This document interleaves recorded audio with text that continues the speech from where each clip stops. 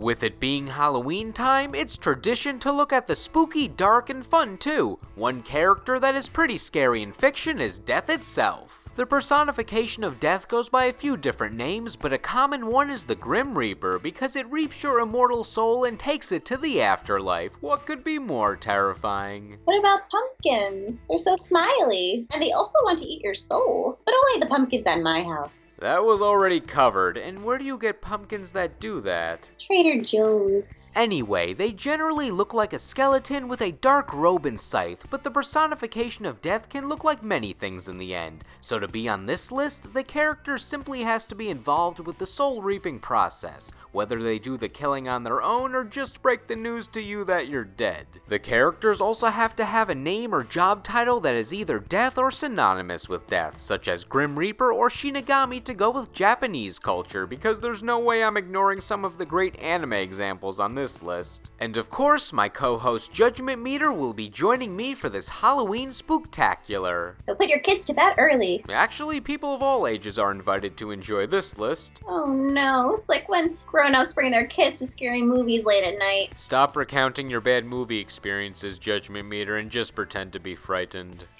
That was me being scared, not having to hiccup. So, it's the top 10 Grim Reapers. Number 10, Death from Family Guy. How do you even break down a Family Guy character? Death is a sarcastic jerk, but he's willing to help you out because he's actually a nice guy. It's just his job that he has to take your soul to the afterlife. He's just a regular worker, who punches in a clock and he has to get his stuff done before he goes home. It's not his fault that Peter was dumb enough to intentionally write deceased on a medical form, so he's just following the rules. Yeah, you can't argue with death. That's dumb. His main power is you die when he touches you. Anything he touches dies. Oh, that's so sad. How does he work his garden? Simple solution, he doesn't have one. All plant life he touches would die instantly.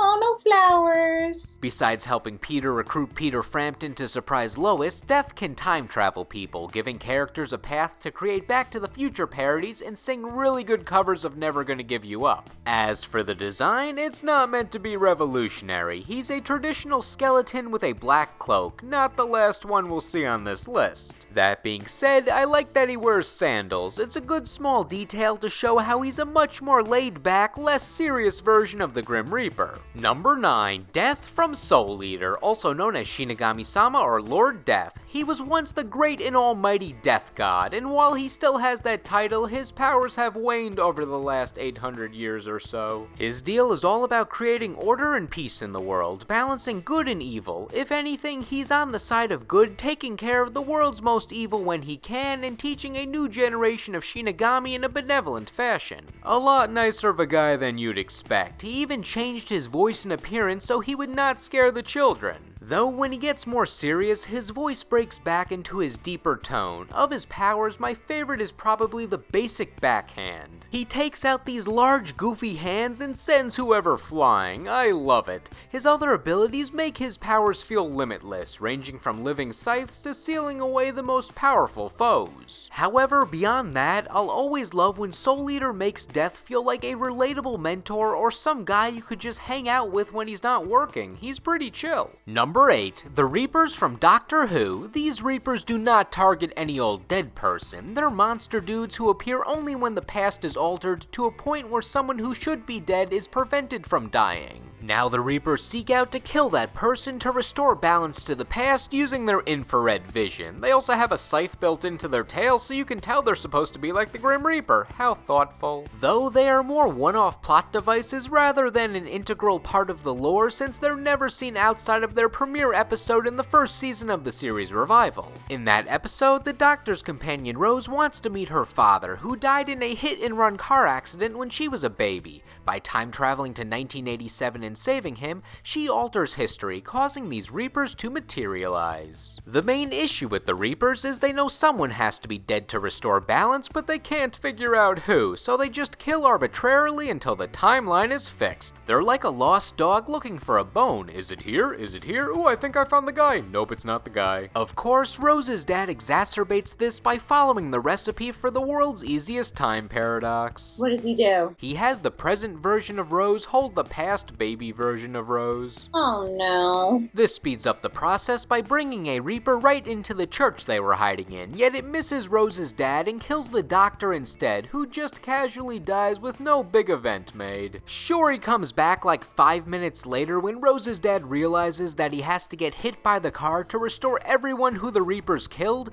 but I feel the doctor dying should be a bigger deal than just a throwaway plot point to get him out of the episode so Rose has to figure out things by herself. Anyway, Rose's dad chooses to fix time by sacrificing himself, no thanks to the Reapers who can't do their one job. Aw, they're just trying to fix it, but Rose's dad is just trying to be a dad. This is the worst story ever. Let me be optimistic. The ending is a tearjerker and is meant to be watched when you want to be reminded that you have human emotions. Number 7. The Reaper of the Cards from Yu-Gi-Oh! We saw this monster in 2 forms in the Yu-Gi-Oh! Anime. In one, he was a regular duel monster in Yugi's duel against Panic, being a parallel to his real-life card. In that duel, the Reaper gets caught in the spellbinding circle and is made useless. How sad. But at least we get to see his stats of 1380 attack and 1930 defense. Is that good or bad? Technically neither, but all monsters generally have attack and defense that's divisible by 50, except for like every card in Panic's deck. So he's weird? The Reaper's weird for more reasons than just his stats, because his other major anime appearances show that he was an actual entity that exists in hell or something like hell. It's implied he roams around in an actual graveyard waiting to take the souls of any monster cards that fall in the area. He is shown when Bakura's involved, who explains the area is the manifestation of the discard pile known as the graveyard in a duel, so it makes you feel like the monsters are actually dead. Or Bakura can just send his enemies to the graveyard to meet the Reaper, because Yami Bakura is bloody evil. He's gonna kill me and my monsters! Or he could kill you as your monsters when you become them in some twisted shadow game. Oh, thank God. Oh no, wait, that is what happens. Oh my God, look at his fingernails. Does he ever cut them? Maybe he trims them with his scythe.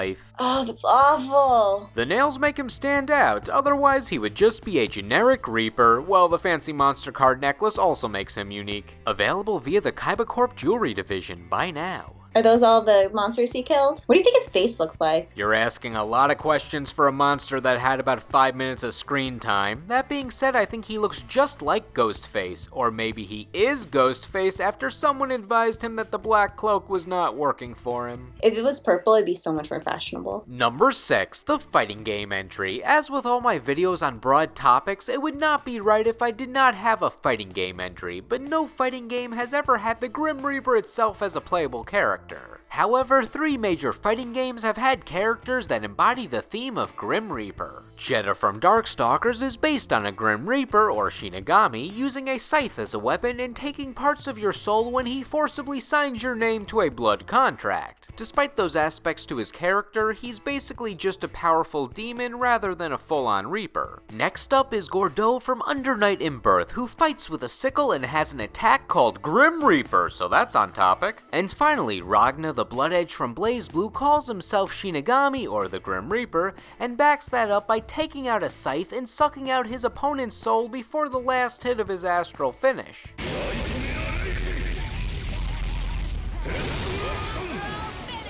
I think it adds insult to injury that he's about to knock you out, but he decides to take that soul that you were using before the last hit to make the inevitable defeat even more inevitable. So if you were to combine all the Grim Reaper aspects of these 3 characters, you'd have one badass fighting game Grim Reaper who could conquer all. At the very least, let them join forces. You already have 2 of these guys in the same game, so it's kind of possible. Maybe Darkstalkers needs to be the next fate for BlazBlue Cross Tag Battle. Number 5, Death from Death Takes a Holiday. This is a movie where Death gets tired of all the death and decides to take on a human form as the Duke of something so he can experience human activities like falling in love and eating, but mostly falling in love. He's handsome. Look at those cheekbones. The guy in the back, not the guy in the front.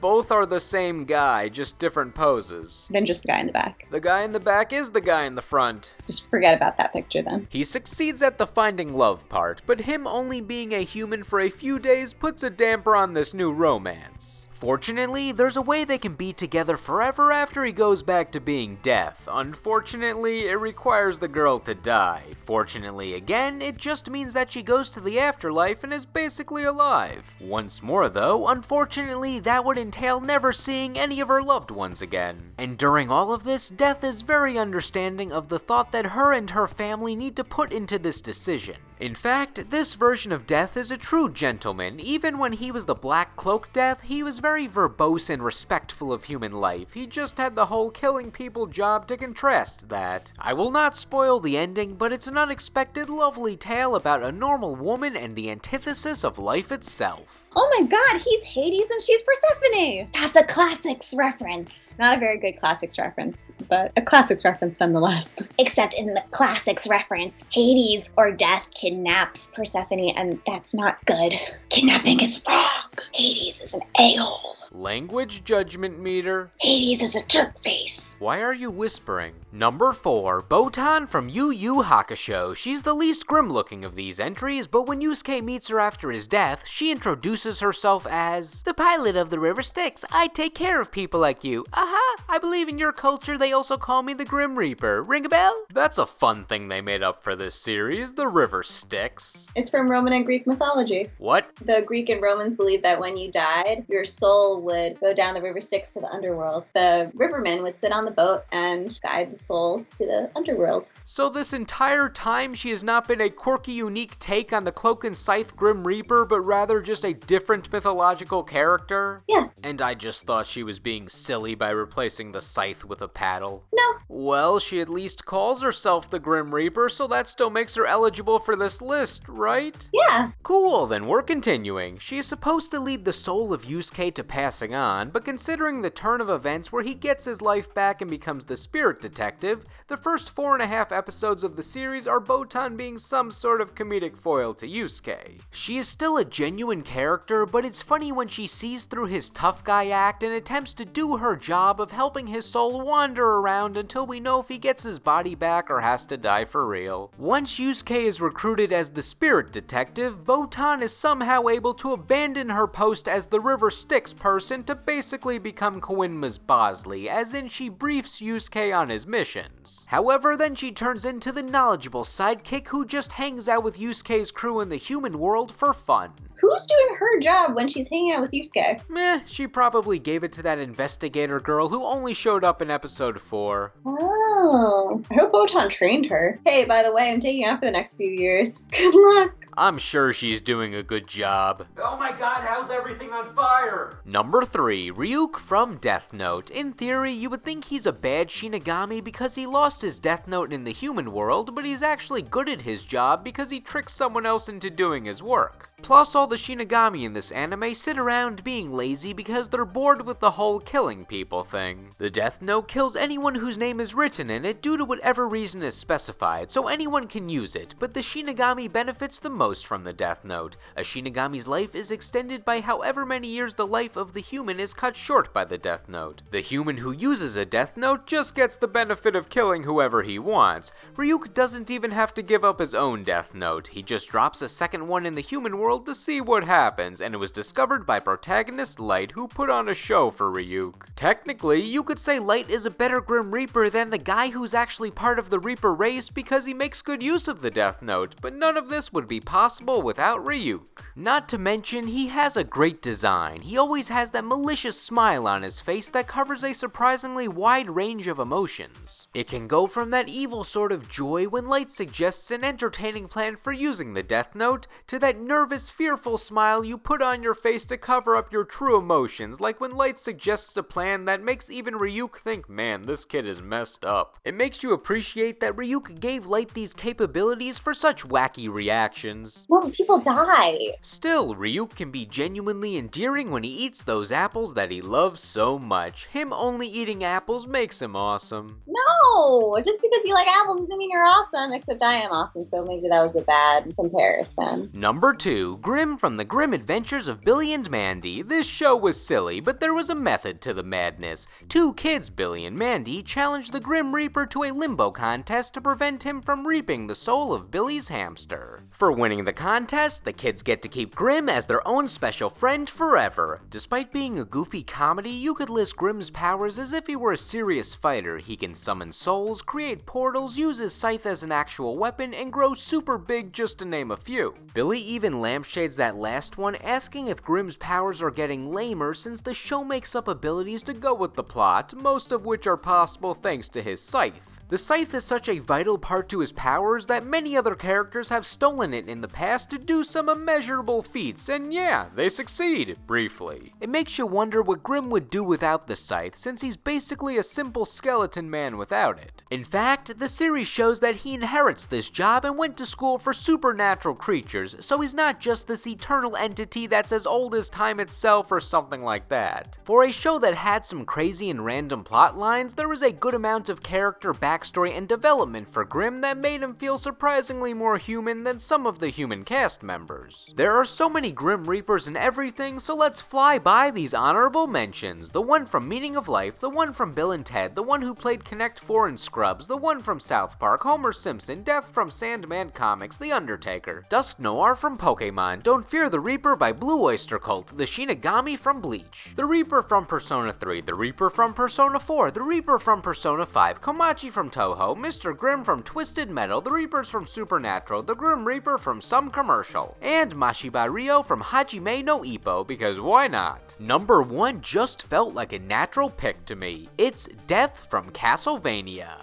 So is this the anime that's kind of like Trinity Blood with the blonde character who's a lot like Kane but not Kane, and the white-haired guy that's like Abel but not like Abel at all? I've only played the video game, to be honest. Wait, that's a video game? Are you serious? It's existed as a video game for over 30 years. Netflix is like half its age, let alone the Netflix series. I only watch Netflix, I don't play games. The funny thing is, Death isn't even in the show, so I couldn't have spoken about it anyway. Okay, so how's the video game different from the show? Is it still about vampires? I mean, I would have to start with Simon Belmont, and that would take a while. Who's Simon Belmont? The main character.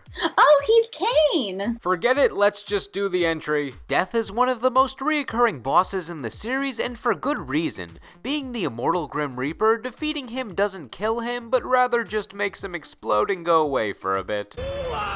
Maybe he disappears the exact amount of time that passes between games. He probably has people to kill in the meantime. He's the main enforcer for Dracula. You'll generally see him as one of the last fights before Drac himself, or he'll be planning to revive Dracula because some spoil sport killed him in a previous game. So much for the immortal Dracula. You would think with Death being the guy that controls when people die, he would be above someone who could actually die, but I guess it's different when you get your head whipped off by a trained vampire hunter. When Death is looking to revive Dracula, he's much more of a wild card. You never know when he's going to show up. What is your business here? For example, when he first unexpectedly meets Alucard in Symphony of the Night, he just takes all of his weapons with no fight needed. What? You would think the son of Dracula would be able to put up more of a resistance to Death than him just saying mine now, but with a combination of catching him off guard and plot convenience, Death's powers can be pretty overbearing. His fighting abilities combine general magic and his job, as in scythes and souls. There are so many ways he throws his blade, most commonly in the form of tiny projectiles that you have to jump over and jump around. He can also teleport and levitate, which are powers that only seem natural for an entity such as Death. My favorite attack is from Rondo of Blood, where he throws a bunch of skulls at you from a distance. I believe those are supposed to be a bunch of souls, which seems pretty wasteful. Aren't you supposed to bring those to the afterlife or something? I'd be pissed if I found out my soul was used as a glorified projectile against some vampire hunter I've never heard of. Of course, I just like to think he's throwing a bunch of his heads at you. Taste my heads, He-Man! I hope when he does his normal Grim Reaper job, there's much less of a fuss when he kills people. Regardless, with all that backstory, power, and gameplay, Castlevania's Death floats his way to the top of this list. Now, what did you think? With the vast amount of Grim Reaper depictions in fiction, we may have skipped over some of your favorites, so let us know who some of your favorites are in the comments section, whether we discussed them or not. Anyway, thank you all for watching, happy Halloween, or whichever holiday it is the closest to the time when you're watching this video, and we will see you in the next video.